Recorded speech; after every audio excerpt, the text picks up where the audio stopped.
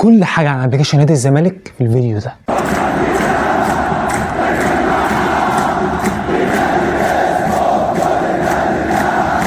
اولا انا بشكركم جدا جدا جدا على تعليقاتكم الفيديوهات اللي فاتت، خاصه الفيديو اللي ما خدتش بالك منه لانه كان فيه شغل كبير. الحمد لله رب العالمين، لقطات مهمه جدا، اذا كانت اللقطات الايجابيه الخاصه باخوان الساحر او محمد اسماعيل، او حتى اللقطات السلبيه اللي هدفي منها تطوير اداء نادي الزمالك على المستوى التكتيكي. وانا راجل بتاع تحليل فقط، بحب احلل الماتشات فقط، وكان النهارده ده دور مهم عليا وعلى كل صناع محتوى الزملكاويه، احنا نقول للناس ونعرف الناس ابلكيشن نادي الزمالك، لان ده حاجه مهمه جدا جدا جدا لنادي الزمالك. اي حاجه يا جماعه هتدخل موارد للنادي وهتبسط الجمهور ويبقى فيها شغل الجمهور لازم اتكلم عنها، حتى لو حاجه بعيده عن التحليل. والنهارده ان شاء الله هقول لك كل حاجه عن ابلكيشن نادي الزمالك. اولا يا جماعه الابلكيشن ده في شركه تعاقدت مع نادي الزمالك بمبلغ حوالي $500,000 عشان يعملوا الابلكيشن ده لنادي الزمالك. الهدف الاساسي منه تنميه موارد نادي الزمالك. كل الناس عارفه الازمه الماديه اللي فيها نادي الزمالك، مستحقات بقى اللعيبه واللعيبه اللي بتمشي وايقاف القيد وكل ده انتوا عارفينه طبعا. فده جزء عشان يزود موارد النادي، وفي نفس الوقت يبقى الزمالك ليه ابلكيشن خاص اذا كان على الاندرويد او على الايفون. دي خطوه مهمه جدا. انا عن نفسي بقى سجلت في الابلكيشن. هتخش تكتب زملكاوي بالانجليزي هيطلع لك برنامج، خلي بالك عشان في برامج كتير قوي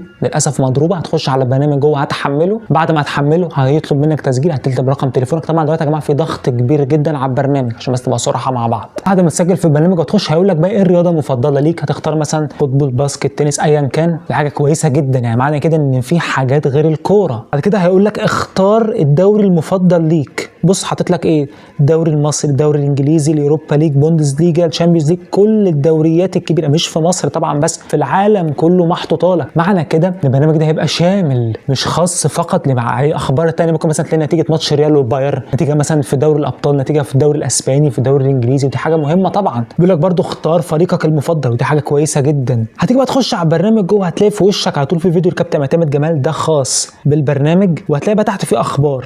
بص هتلاقي مثلا اخبار النادي الاتحاد في الباسكت مثلا، ودي حاجه كويسه جدا. بص هتلاقي هنا مثلا الماتشات النهارده، الدوري المصري، سموحه وامبي، السيراميكا والاهلي، وهكذا، ودي حاجه كويسه جدا. يعني بص الابلكيشن عام، طبعا في حاجات خاصه لجمهور الزمالك لكن ممكن تشوف عليه اخبار مثلا زي ما قلت لك نتائج فرق تانية. دي حاجه مهمه، مش محتاج بقى تخش على الابلكيشن تاني، لا عايز مثلا زي ما قلت لك تشوف نتيجه ماتش في الدوري الاسباني، برشلونه مثلا بيلعب ماتش هشوف نتيجته، خش على ابلكيشن الزمالك. ودي حاجه مهمه قوي عشان دايما يبقى اللي في تفكيرك، ركز دي حته مهمه قوي، عشان دايما اللي في دماغك ما تخشش على الابلكيشن الثانيه، لا هو ابلكيشن الزمالك. حتى لو انت عايز تشوف خبر عن برشلونه او الريال او ليفربول او مانشستر سيتي، هتخش على برنامج زملكاوي بتاع نادي الزمالك. برنامج في ريلز وفي فيديوهات كتير قوي هتنزل الفتره اللي جايه عليه، ودي حاجه ممتازه. انا حتى الان يا جماعه ما شفتش اي اشتراك، بس هو هيبقى فيه اشتراك. وهنا بقى هنتكلم، وانا اصلا عامل الفيديو ده مخصوص موضوع الاشتراك ده. كل الصحفيين بيأكدوا ان الاشتراك هيبقى يا جماعه 50 جنيه في الشهر. بصوا يا جماعه، هل المبلغ ده كبير؟ لا طبعا. هل مبلغ صفر؟ يعني لا طبعا، هو فلوس في الاول وفي الاخر، لكن يا جماعه 50 جنيه ده مش مبلغ يخض. يعني هديك مثال بسيط قوي، لو قلنا ان في مليون زملكاوي دفعوا 50 مليون، يبقى كده 50 مليون جنيه في الشهر. ده في الشهر طبعا مش في اليوم، ده في الشهر. يبقى في 50 مليون جنيه في نادي الزمالك تدفع بيهم مستحقات اللعيبه. معلش يعني يا جماعه، انا اتكلم بقى هنا من وجهه نظري انا الشخصيه، ناس كتير جدا مشتركه في شاهد وفي واتشيت وفي نتفليكس، وانا اعرف ناس كتير كده مش اغنياء، ناس عاديه، بيدفع طبعا مبالغ اضعاف ال 50 جنيه دي. مع العلم بقى ان حته مهمه اللي انا اعرفه ان يبقى في محتوى حصري للموضوع ده. يعني ممكن حد يقول لي وده حقك جو، انا هستفيد ايه؟ طبعا انا اقسم بالله ولا داخل لي حاجه، انا بقول لك ده وجهه نظر. انا نفسي هشترك، بس هو لسه الاشتراك ما نزلش. انا فتحت البرنامج من شويه، مفيش اي حاجه بفلوس فيه لغايه دلوقتي. مثلا يجيبوا شيكابالا في انترفيو، حازم في انترفيو، ميدو في انترفيو، او يجيبوهم الثلاثه مع بعض، حاجه شبه كده تشد. ده هنا بقى رسالتي للناس اللي بتدير الابلكيشن، لازم تجيب براندات، لازم اعمل مثلا لقاء مع خوان بزيرة، بس يكون لقاء ترفيهي، حاجه مش تقليديه. صور مثلا خوان في التمرين وهو بيرقص كتير، الحاجات دي تجيب. ده يبقى محتوى حصري اللي بفلوس. يبقى في جزء مجاني، ده هنا معلومه يا جماعه، في جزء هيبقى مجاني في الابلكيشن، دي معلومه. في جزء هيبقى بفلوس. الجزء بفلوس ده هدفه الاساسي تنميه موارد نادي الزمالك باختصار شديد. الجزء بفلوس ده بقى هيبقى اللي انا اعرفه ان هيبقى فيه حاجه ممتعه، زي ما قلت لك يجيبوا انترفيو مع حد، ممكن مثلا تبقى فكره مني، يجيبوا مثلا شيكابالا وخوان مع بعض، مثلا الاثنين مع بعض يقعدوا انترفيو مع بعض. ايه المشكله يعني؟ مفيش اي حاجه. طبعا عارف ان ده بيتكلم شيكابالا هيتكلم مصري وخوان هيتكلم بلغه ثانيه، بس ما في ترجمه يا جماعه. بس قصدي الميكس ده هيبقى حلو جدا. انا دي فكره مني. هات مثلا شيكو بنزا مع حد اتنين، هات اتنين مثلا يكونوا بيهزروا كتير في الفريق، شيكو بنزا اعتقد منهم، هات معاه حد تاني، هتعمل فيديو ترفيهي يضحك الناس. دي حاجات تدفع فيها فلوس، مش هتدفع في الفيديو ده لوحده، بس ده المحتوى الحصري الناس اللي هتشترك كده، الناس هتحب البرنامج. وكمان نكتر من محتوى الترفيه، كواليس مثلا من التمرين، فيديوهات مثلا ريلز صغيره، مثلا عبد الله سيد ما اعرفش بياكل ايه النهارده، صح امتى، عارف انت الحاجات دي خلي بالك بتجيب مشاهدات كتير قوي، اللعيبه بتهزر مع بعض في التمرين، دي حاجات تبقى حصريه. والحاجات المجانيه تبقى موجوده برضو عادي، يبقى في جزء بفلوس لو 50 جنيه في الشهر، والجزء المجاني موجود. ما تكرر الطرفين، المجاني واللي بفلوس. طب خد لك بقى المفاجاه، انا افترض يا عم ان انت مش عايز تشترك، وده حقك تماما. انا ما اعرفش الاشتراك بيقول لك هيبقى لسه مش رسمي، بس هو في اشتراك هيبقى ب5 جنيه، لكن دلوقتي حاليا لسه داخل على البرنامج مفيش اي حاجه بفلوس. انا افترض ان انت مش عايز تشترك، وده حقك تماما، حق اي انسان يعمل اللي هو عايزه. برضه حمل البرنامج، عارف ليه؟ ان كل داونلود انت بتعمله بيدخل فلوس للنادي، وبينشر البرنامج اكتر على البلاي ستور وعلى الاي او اس، ودي مفيد جدا للنادي. داخل يعني يا عم مش عايز تشترك ما تدفعش، حقك، بس على الاقل حمله يبقى البرنامج عندك، منها يدخل فلوس للنادي، منها يبقى عندك البرنامج، مش هتخسر اي حاجه. يبقى مش هتكلفك حاجه. داونلود البرنامج اصلا 18 ميجا او 15 ميجا، قليل جدا، هتحمله يبقى عندك خلاص. حتى لو مش هتشترك في الجزء اللي بفلوس، قلت لك هو في جزء مجاني وجزء بفلوس. لو انت مش عايز تشترك في الجزء المجاني حقك، سيبه عندك، شوف عليه الاخبار من بعيد لبعيد.